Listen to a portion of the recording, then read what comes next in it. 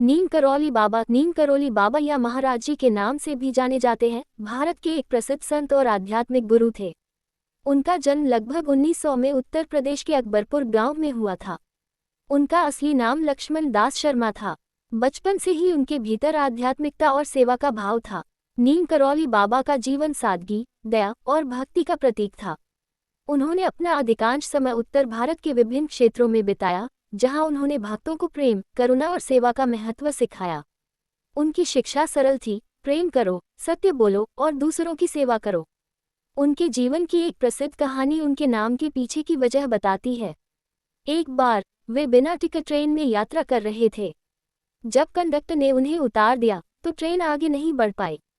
कई प्रयासों के बाद भी जब ट्रेन नहीं चली तो स्टेशन मास्टर ने उनसे क्षमा मांगी और वापस ट्रेन पर बुलाया। बाबा ने आशीर्वाद दिया और ट्रेन तुरंत चलने लगी। इसके बाद लोग उन्हें नीम करौली बाबा कहने लगे। नीम करौली बाबा ने कई आश्रम स्थापित किए, जिनमें उत्तराखंड के कैंची धाम और वृंदावन के आश्रम प्रमुख हैं। उनके आश्रम आज भी उनकी शिक्षाओं के प्रचार प्रसार का केंद्र हैं।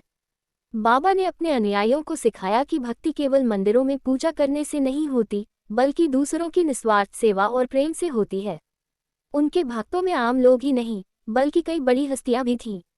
स्टीव जॉब्स, मार्क जुकरबर्ग और हॉलीवुड अभिनेत्री जूलिया रॉबर्ट्स जैसे व्यक्तित्व उनके विचारों से प्रेरित हुए।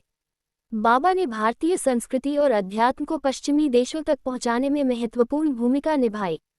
1973 में बाबा ने शरीर त्याग दिया, लेकिन उनकी शिक्षाएं और प्रेरणाएं आज भी लाखों लोगों के जीवन में उजाला भरती हैं।